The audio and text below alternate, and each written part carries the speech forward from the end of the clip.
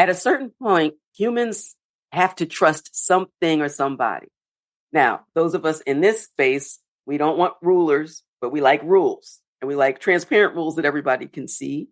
But every time we say that the crypto space is something that is without intermediaries, new intermediaries creep up.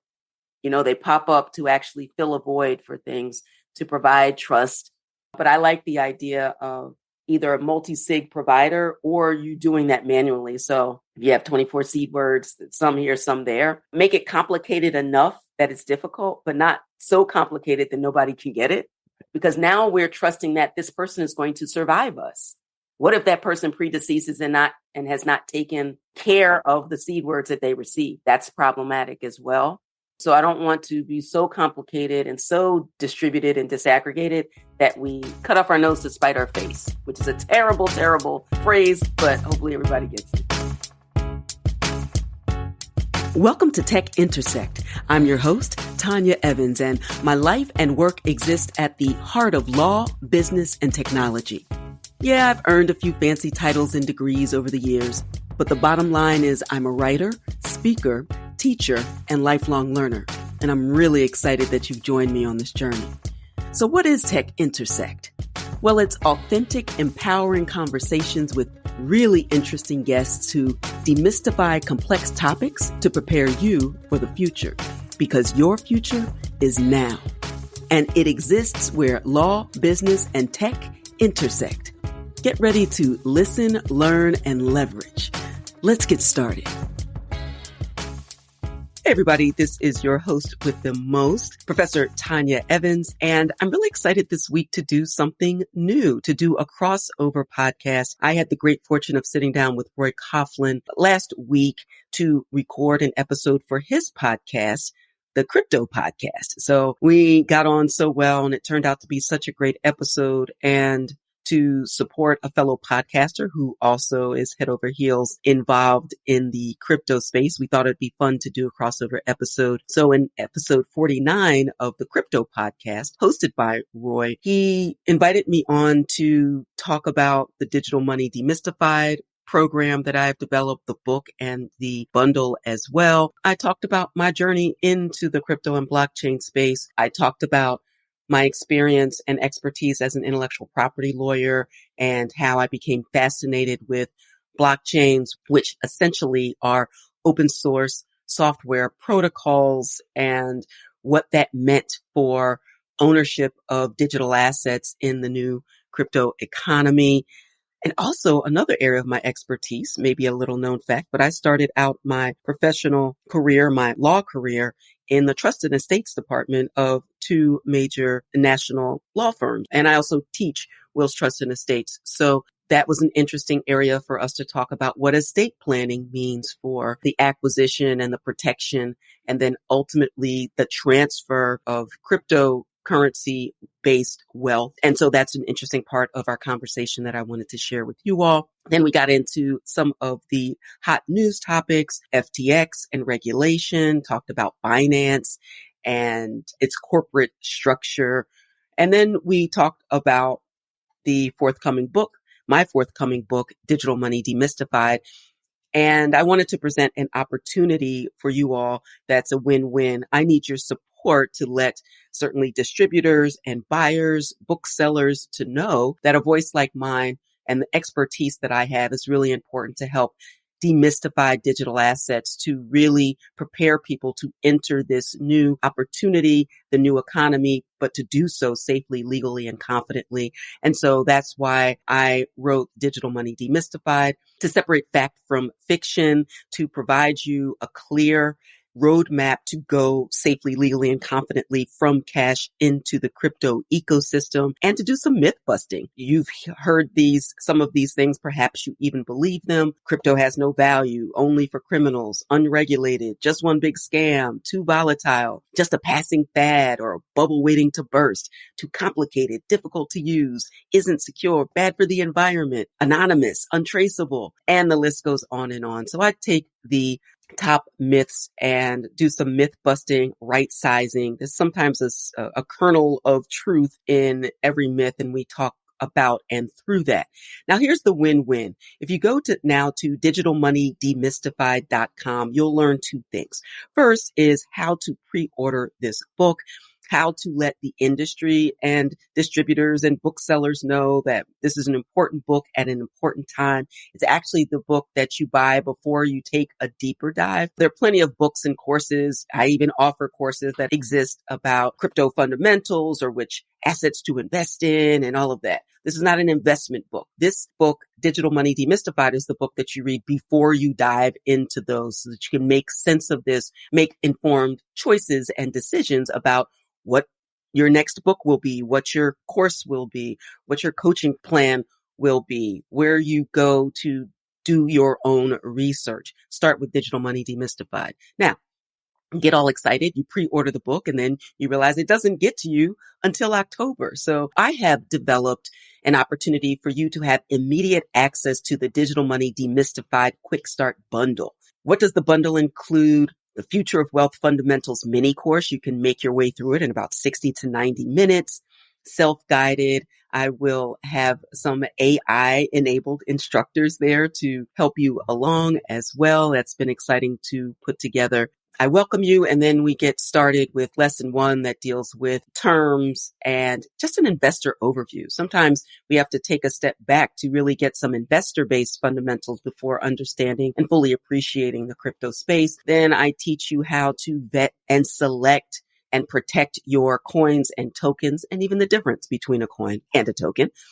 And then we talk about self-custody, also how to passively earn crypto while you learn, which is an important and fun way to have a little bit of skin in the game, but to do so responsibly and not losing the farm. This is not a casino or gambling. If you're looking for that, this is the wrong program and the wrong book for you, but a way to learn how to passively earn while you learn.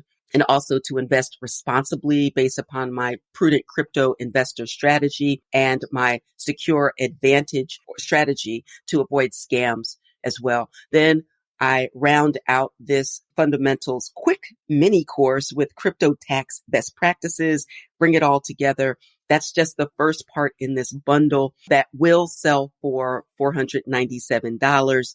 Digital Money Demystified, the toolkit. There's a crypto lingo glossary, a risk tolerance assessment, how to avoid the 10 worst mistakes that new and inexperienced crypto investors make, your From Cash to Crypto Fast Action Checklist, and your Get Ready, Stay Ready guide. And then the third part of the bundle includes some bonus material that I continue to add to as I continue to build out this Quick Start bundle. But you can have access not for $497 or not to the pre-launch price of $47, but for free $99. That is FREE.99, free $99. You send me your receipt that you have pre-ordered the book, either in its Kindle or printed book edition. Doesn't matter to me. I don't care how you get here. Just get here if you can. Thank you, Alita Adams. But send me your receipt. Send it to hello@techintersectpodcast.com. That's hello@techintersectpodcast.com.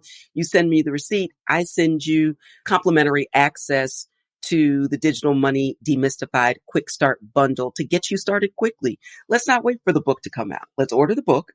And then while we're waiting, let's dive into the Quick Start Bundle so that you can get up and running quickly. All right. So I've told you about the book. I've told you about the bundle. I've told you about this offer. Now let's get you into this crossover episode with Roy Coughlan, host of the Crypto Podcast, episode 49. Have a listen. Let me know what you think. Be good to yourself and others and enjoy. My guest today, Professor, Financial Freedom Futurist, and author of Digital Money Demystified, speaker, crypto policy and education advisor, and more importantly, a podcaster, which I always love to speak. Please welcome Tanya Evans. Thank you so much, Roy. I'm really excited to connect with you. And this is our favorite topic. So I'll always love to find someone who's also a podcaster who loves this game too. Exactly. So, I mean, I've just kind of hit the bullet points, but you might just kind of introduce yourself a bit because I know you've studied and you've done a lot of stuff ahead of the curve So let the listeners know a little bit more about you. Absolutely. Well, my rabbit hole experience started in 2017. I am a lawyer by training. I practiced for 10 years before I started teaching. I'm a tenured professor at Penn State Dickinson Law School, and I'm going into my 16th or 17th year, which is it's like young on the outside, but evidently, we, go a little deeper. I've been on the earth for about 5 decades or so, but who's counting? And I'm a writer, speaker, and teacher, but I'm also a lifelong learner. I'm not a technologist or a computer scientist, but I am always, I'm intellectually curious, and I'm usually an early adopter.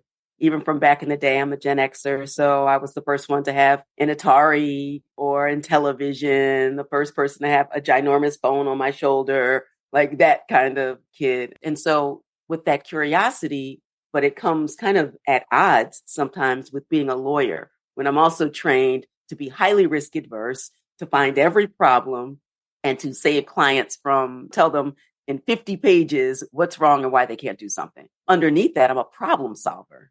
And that's why I love technology so much, because it's tinkering and iterating to try and make something better, faster, cheaper. And then in 2017, when I saw some other professors starting to write about the intersection of intellectual property and open source software in the blockchain space. And that caught my curiosity, although at the time I didn't know about this magic internet money and didn't know the connection at the time between the first use case of distributed ledgers and programmable money. But in order to really understand it and to make sure that my law students understood, I had to learn enough, not only to be dangerous, but to be helpful. And so I remember in the winter of 2017, kind of going on YouTube University, our favorite place to be. And every question led to 10 more like really interesting things. And I was still in my pajamas after probably like 2 weeks, missed Christmas dinner, came out of my room. I was at my mom's house at the time. It's like, oh my God, this is going to change the world. I have to tell everyone. And I took a deep dive where I was as an intellectual property lawyer and professor and a technology lawyer. I was never going to know all the things about all the things. I think you can appreciate that. But I could take a deep dive in my existing expertise to figure out how this technology could be transformative, what was the power and the promise of it, but also the pitfalls. And then finally, that just led to developing a blockchain, crypto, and law online certificate program, teaching blockchain and every course that is related to that, privacy, crypto economics, tokenomics, things like that, to really get the next wave of lawyers to be conversant so that they can show up for Web3 builders and everybody can get what they need. So that's kind of, I created a company as well outside of the law school environment, because I just didn't want to talk to lawyers and law students, but I really wanted to empower people that this technology was intended to empower. And it's kind of like the rest of us. And so that's how I got into the space. So with the IP, what's the difference, or what things should be people careful for when it's a normal product IP as opposed to a crypto or digital or blockchain IP? Yeah, that's a really good question. One of the first things I wrote was this article titled CryptoKitties, Cryptography and Copyright. That really gets to the heart of the intersection of intellectual property and open source software. Had to dive into smart contracts. As a lawyer, when I hear the word contract, it means something as a matter of law that's different than our common understanding of that term. And so just getting underneath what it means to automate performance in ways that make things more streamlined obviously in the DeFi space. And when I think about non-fungible tokens. And so that paper really got at the heart of what has changed about digital ownership that makes things better, but also creates a lot of concerns for people who are creating digital projects. Now, when I think of the Satoshi white paper and even just the first reason that Bitcoin came on the scene with a gangster lien, it was really about avoiding the double spend problem. When you think about using peer-to-peer technology, and one of the biggest problems in the entertainment space was that I could have a perfect MP3, send it to you and thousands of my not so closest friends, but I still had the original. And that was never going to work for money, right?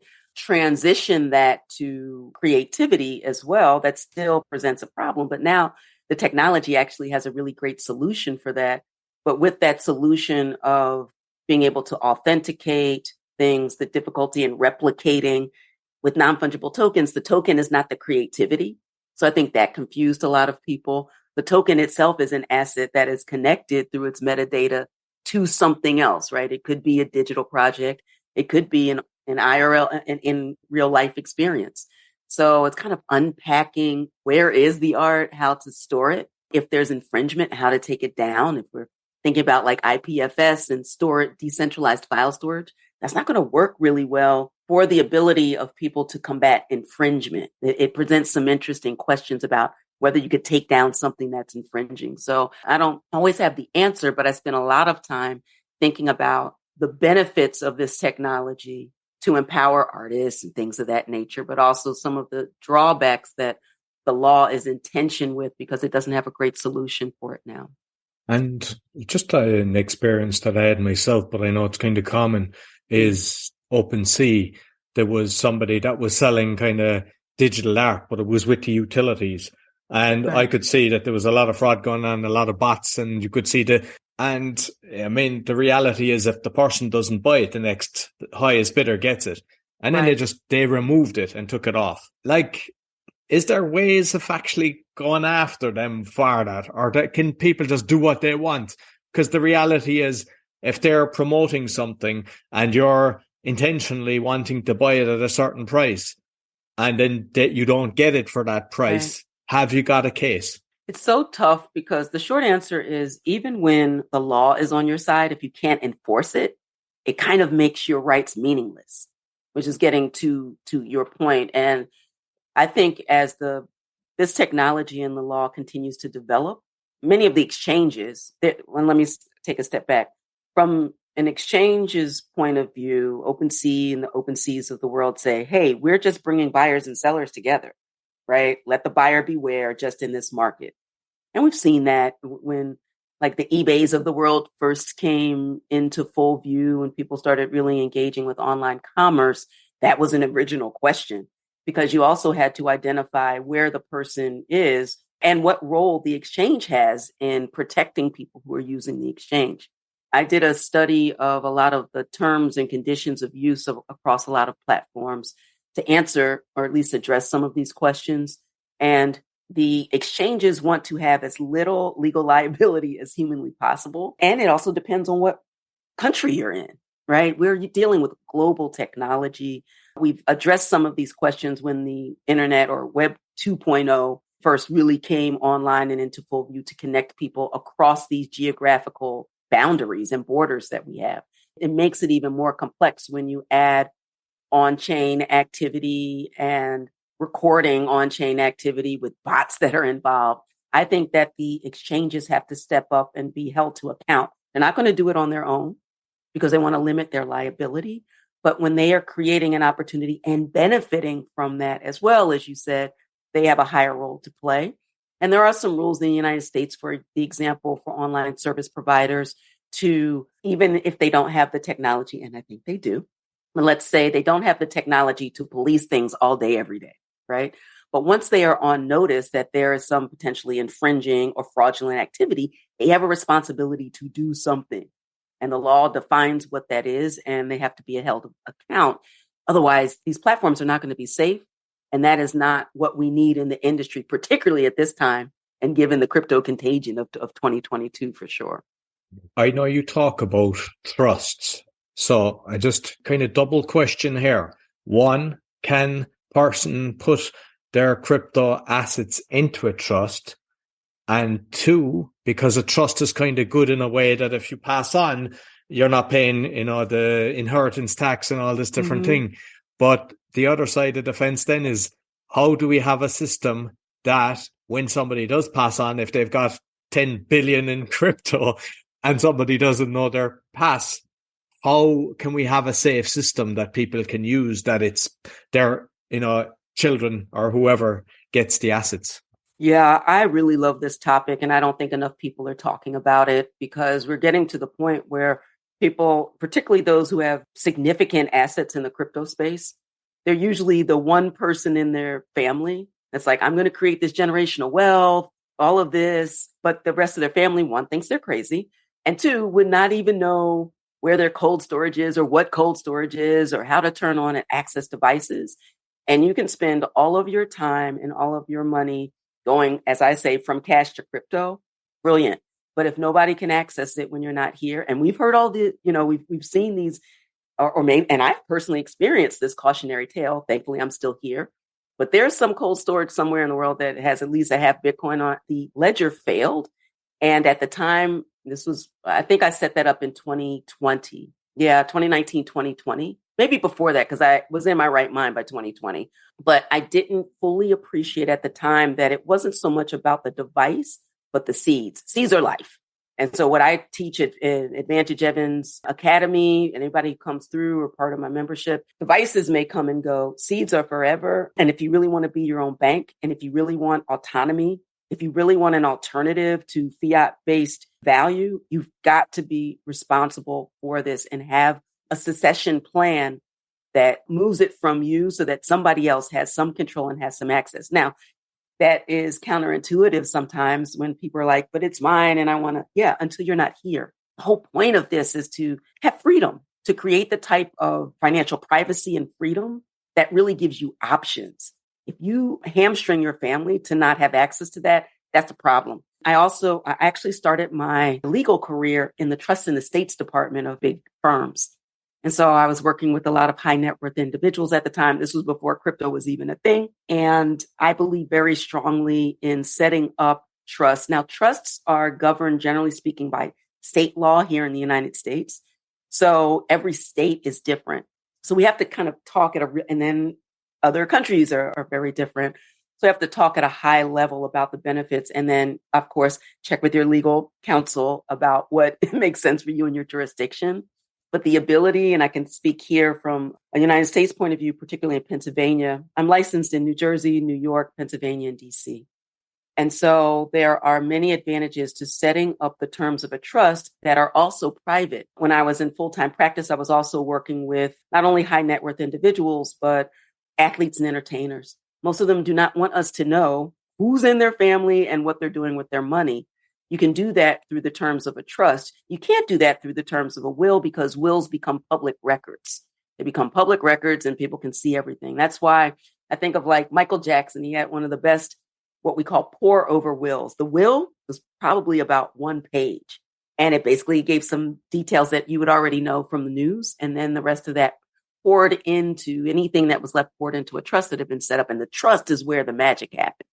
This can really be great in the crypto space because you can appoint, for example, a special designated trustee that is very well versed in crypto.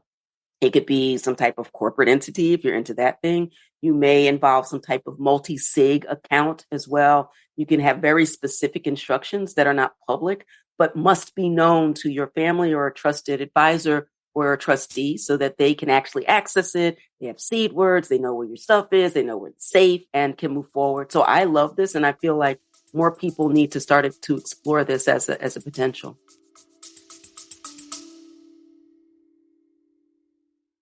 You love listening to podcasts, but have you ever thought about starting your own podcast? Maybe you want to build a brand, grow your business, or are looking for an excuse to talk about your favorite hobby. Whatever your reason for making a podcast, Buzzsprout is the place to start. Since 2009, Buzzsprout has helped over 300,000 people launch their own podcasts. Buzzsprout walks you step by step through the whole process and will give you powerful tools to start, grow, and monetize your podcast. Ready to get started? Click the link in the show notes to get our free step-by-step guide to starting your podcast today.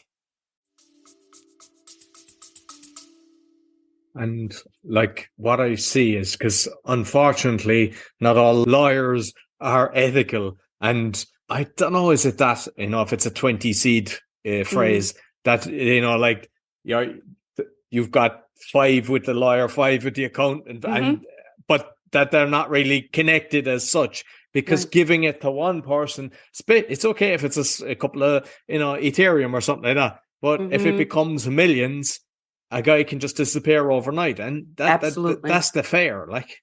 Absolutely. And what you've just described is a way for us manually to do what a multi-sig provider might do, right? When I think of exchanges, they go through this same thing too, where they have to have this multi-layer connection so that there's no one person who has all of the power. right? We're actually disaggregating or distributing the power, which is really part of the ethos and the spirit of the crypto space too. At a certain point, humans have to trust something or somebody. Now, those of us in this space, we don't want rulers, but we like rules, and we like transparent rules that everybody can see. But every time we say that the crypto space is something that is without intermediaries, new intermediaries creep up. They pop up to actually fill a void for things, to provide trust. But I like the idea of either a multi-sig provider or you doing that manually. So if you have 24 seed words, some here, some there, make it complicated enough that it's difficult, but not so complicated that nobody can get it.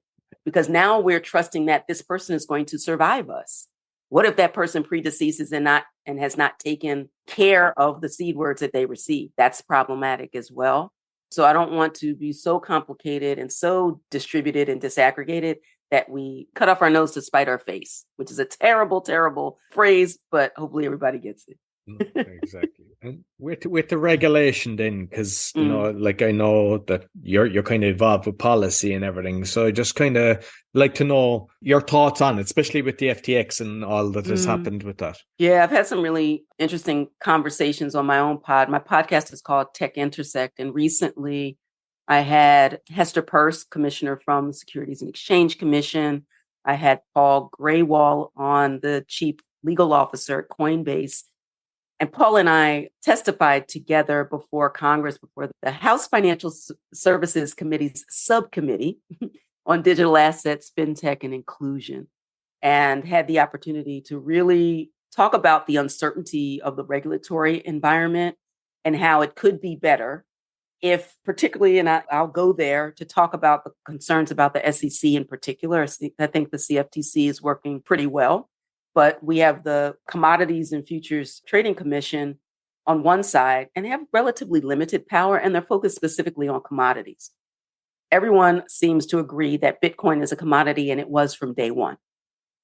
From January 3rd, 2009, Bitcoin was a commodity, not a security. You can create a security that involves Bitcoin, but Bitcoin as the underlying asset is not. For the other 23,000 coins and tokens, there doesn't seem to be agreement or consensus, even by the leaders of the regulatory agencies, specifically the CFTC and the SEC. CFTC says, for example, ETH is a commodity.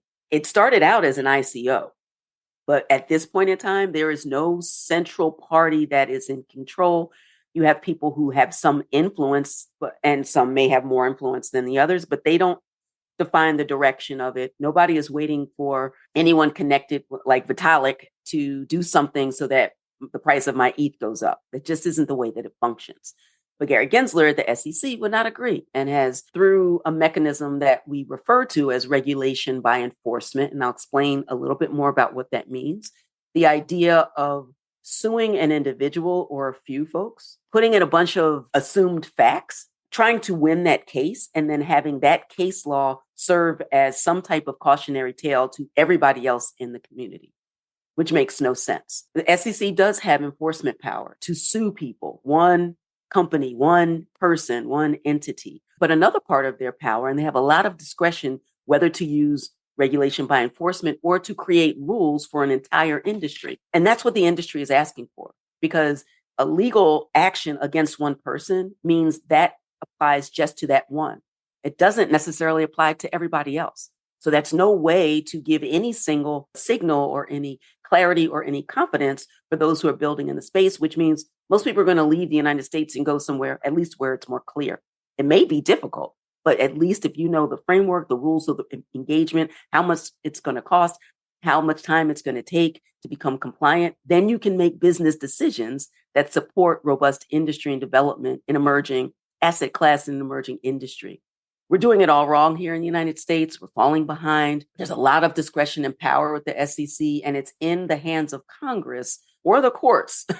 That's where it's probably going to be settled. Congress actually creates and empowers agencies, interestingly. But it's the courts that are going to settle a dispute about this. And we see a really great game of chicken with huge consequences between Coinbase and the SEC, for example, now. And like with people looking at what Congress has done over the years and just the fraud that goes on. I mean, a lot of people just want to stay clear. They want to stay clear of it till something goes wrong, and then they want to be protected because it's a catch-22 basically where we're at. Absolutely. Well, it's interesting when you have technology that disrupts sectors and industries that are already heavily regulated. It doesn't make sense to expect there to be no regulation, right? But you do want it to be clear. So the first major disruption happened in finance and banking, one of the most heavily regulated industries in the world. And necessarily so because they are based on government issued currency or fiat used to fund wars and do all sorts of other things. That's a podcast for another day. Fine. All right. So, but unless you have your own private island or your own private planet and people are working on that, it is the system that we have. You can try and opt out as much as you want, and this is the problem with, and maybe we can talk for a couple of minutes about Operation Choke Point 2.0 and even what that means. And it's not a declared policy. So Choke Point, long story short, 1.0 was under the Obama administration. It was an actual policy to cut off the banking rails for certain industries, payday lending, certain things that were deemed to be very harmful and injurious to consumers, predatory lending, blah, blah, blah. That kind of crashed and burned because it seemed to be an improper use of government power. And so that approach failed. Now it seems like we have the same thing for crypto, but it's not a declared policy. But if it walks like a duck, quacks like a duck, right? Looks like a duck. In my humble estimation, it's the same thing.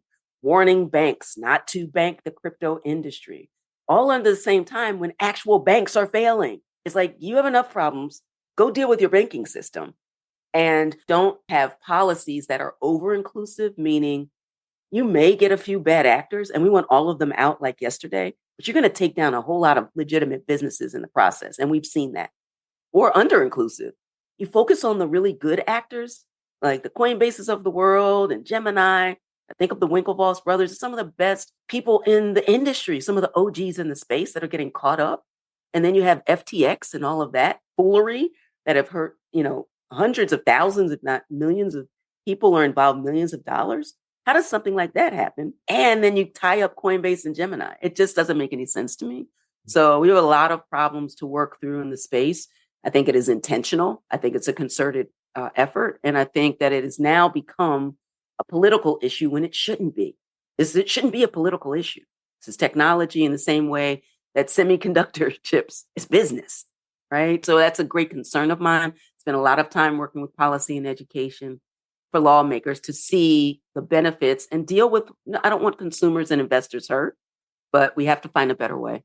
And with Binance, because Binance would be one of the top ones as well. And I know I mentioned it on the previous show, but when I was just going through that, I was looking at the regulation where they were actually signing off on it. And the accounting firm signed it the name of the company, not a person, which means that doesn't stand. You can't sign something as the name of the company. And this is Binance. So is there any real safety out there? Binance is that's a sticky wicket. That's a sticky wicket.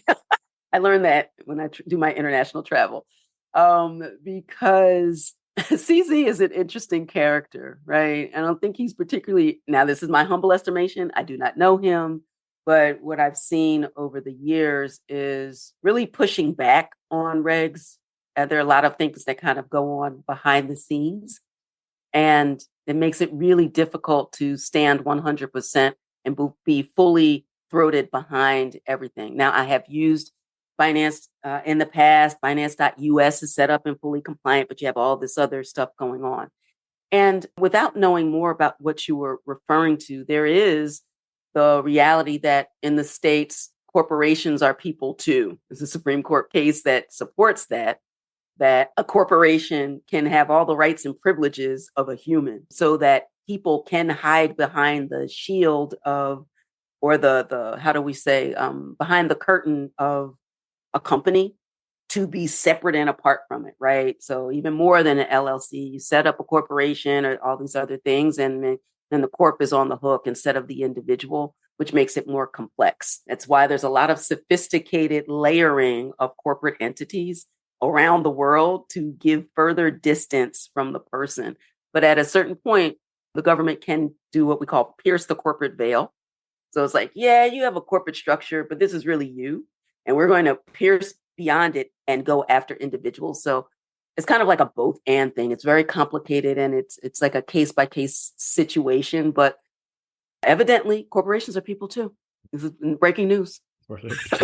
So you mentioned the tech, your podcast. Yeah. So you might just kind of talk a bit more about it. Like, I think, was it the December? So you're doing it since 2019. So That's right. And you mentioned, because prior to recording, you were saying you're doing a few solos.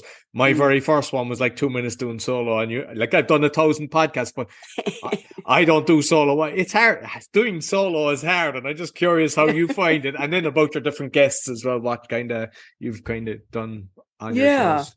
So I'm so proud of myself because you know firsthand how difficult it is to be consistent, right? And I have a few other things going on. I'm a full tenure professor, have this other business, but I was committed to giving a voice to first, and it started out kind of just my process to help people who aren't technologists, maybe not computer scientists, although I have a lot of technologists, computer scientists, fintech folks who listen now.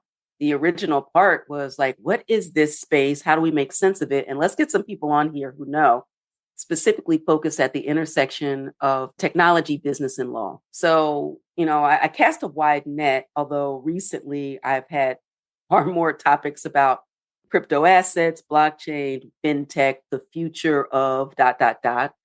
So like the future of work, the future of money, the future of creativity, the future of law. What does it look like now that we are moving into Web3 and beyond? And so I have a lot of guests who fit into that mold. Yes, as I said, Hester Purse, Paul Graywall. I actually had Mark Wiegand, who was like some type of chief officer with FTX about 3 weeks before FTX went under. So you all, that's a little teaser.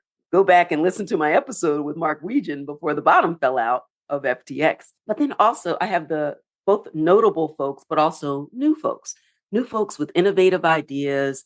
I've talked to people who are new in AI and creating AI solutions. I certainly so I want to have a lot of business folks on who are building in the space too. I have folks who are investing and their life has been transformed by crypto. So I've had entertainers, independent artists come on and talk about being like the first person to accept Bitcoin for a recording project, or a jazz musician, B. Shane Frederick, who listened to me. He's one of the first people to listen to me at Advantage Evans Academy, and was able to fund his project through his investments in crypto, or someone who started in jail and learned about crypto and went from bars to Bitcoin. So like a lot of really cool, interesting folks whose life has been transformed. One of my first episodes actually was with Andreas Antonopoulos. That was like one of my first, I feel like he was number 3. This is really interesting. He's a fascinating person. I didn't know him personally, but he was interested in not just doing the big ticket pods, but some like emerging pods. And no pod was more emerging than mine at the time. And he came on to talk with me to talk about Bitcoin being for the other 99%. And that was a really rich and interesting conversation too, and kind of challenged myths and assumptions about who was involved, who this would help. And so, yeah, that's just, it drops every week on Fridays, and you can listen to it on your favorite pod app or at techintersect.buzzsprout.com, and tell me what you think. Yeah, excellent. I have to have you on. Roy, you have to come on.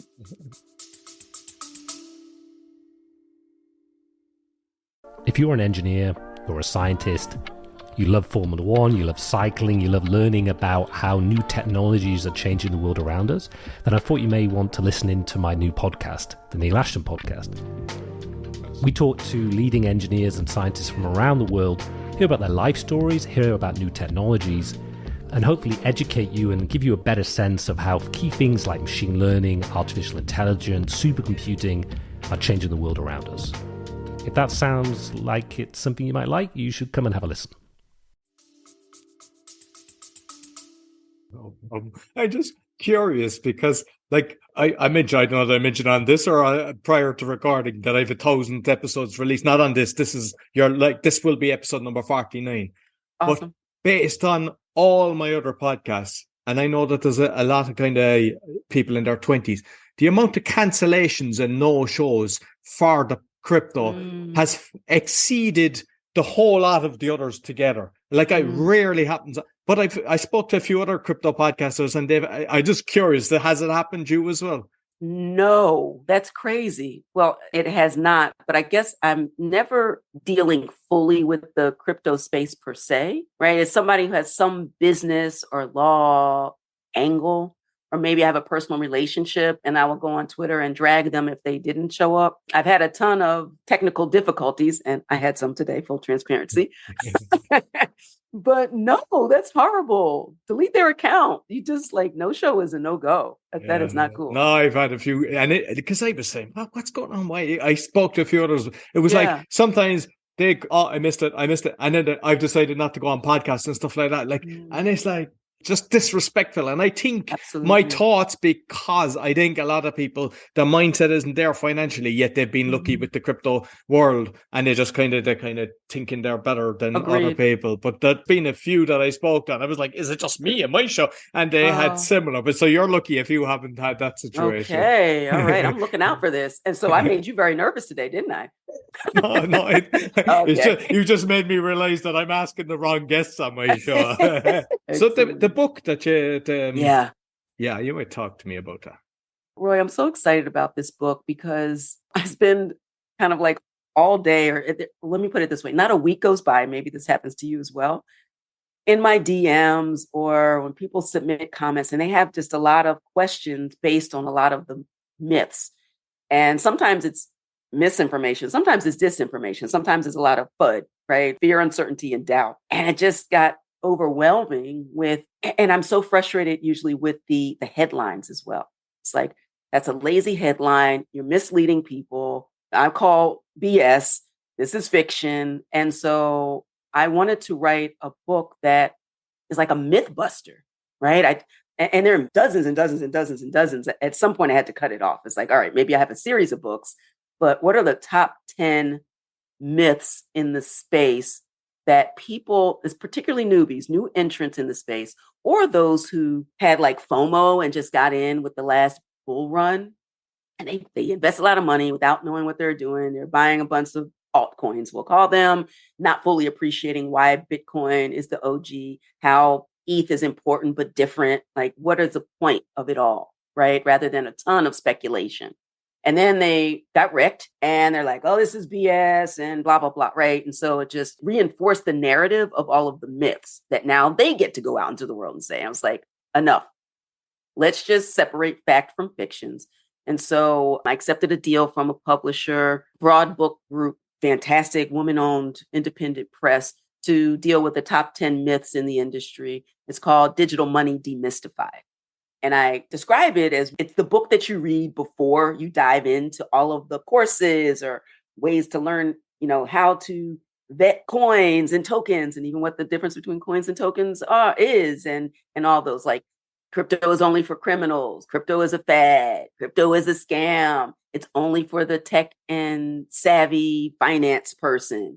It isn't regulated. We have some issues in regulations, but the laws didn't disappear. Ask Sam Bankman-Fried in his parents' very lovely basement, right? Waiting for his court day. Goodbye, bro. All of these beliefs are keeping people from the possibility of even learning. It happened to me. I know you all won't believe this. I'm literally one of the most risk-averse people you could talk to about it. I'm an egghead lawyer, for God's sake, right? If I can do it, if my mother can do it, 76, sorry, Mom, but I'm trying to make a point here. Literally anyone can do it, and we should, to learn about the alternatives. The dollar at this point, 5-10 years, let's say 10 years from now, for sure, we'll be having a different conversation about the dollar. The dollar, I predict here, this is breaking news, will not be the global reserve currency.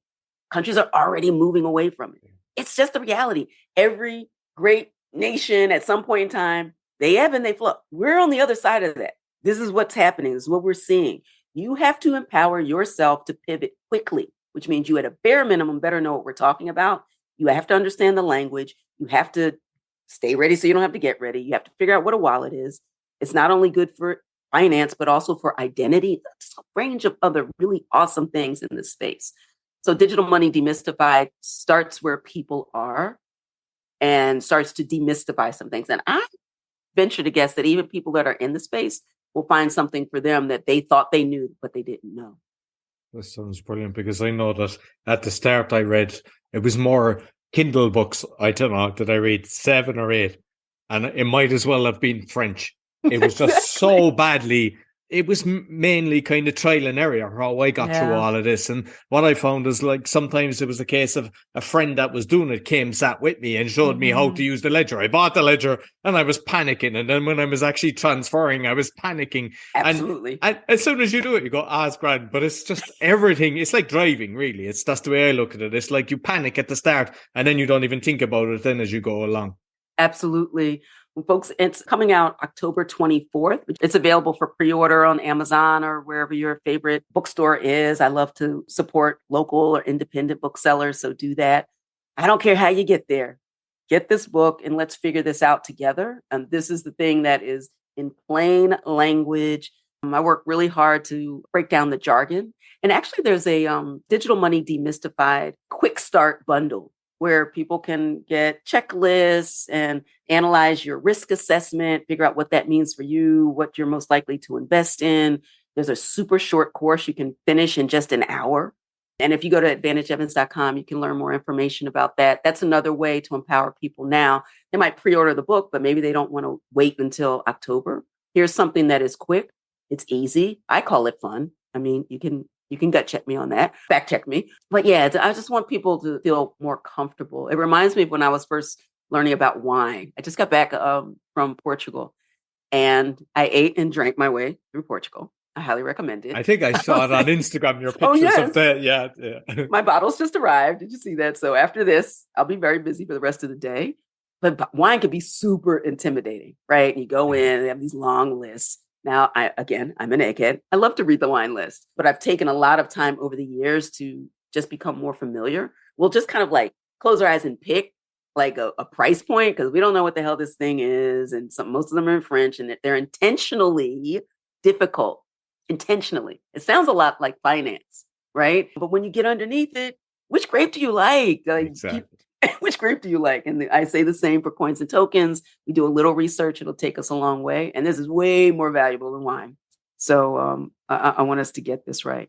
Brilliant. And I'll actually look forward to reading it. And when I do, I have to get you back because I thoroughly enjoy this. And what I love about you is you decomplex, and this complex, you make it simple that you can understand. And that's the problem. A lot of people don't have that gift and you're able to actually explain things in a way that they can digest. So I wish you super success with it. And you might let people know where they can actually find you. I know you mentioned the website, but just mention the different handles and stuff that for people can follow. Absolutely. You. Well, if in doubt, go to advantageevans.com, but I'm active on the Bird app as well for IP, for intellectual property, Prof, like Professor Evans, IP Prof Evans, on all social media platforms.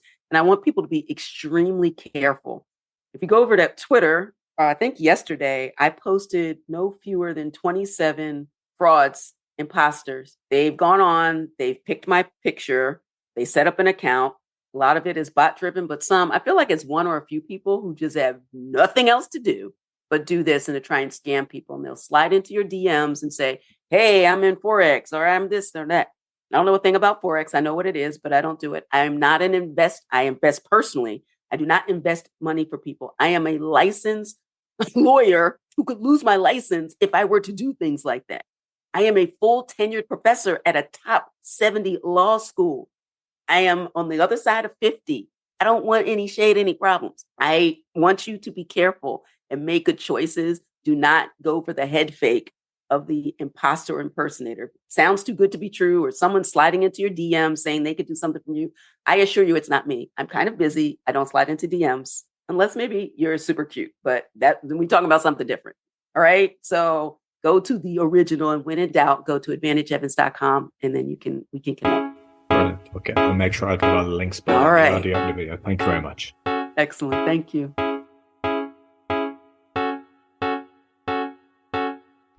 Thank you so much for listening to the Tech Intersect Podcast. I hope you enjoyed this episode. If you love it, please tell the world. If not, go ahead and tell me. And in either case, drop a comment or ping me on social media at IPProfEvans with the hashtag TechIntersect. And finally, a quick reminder on digital safety. There are a lot of scammers out there impersonating me and others, and I need your help. Now hear this, and remember, I will never slide into your DMs to say peace and blessings or hey, and I will never reach out to solicit your time or your money on social media like ever. I'm not a trader. I am an educator and an attorney licensed in 4 states. Thank you very much. I'm here to inform, inspire, and empower. No cap and definitely no Forex. So be careful, make good choices, and remember, I developed an entire free masterclass about the topic of digital safety in the crypto space.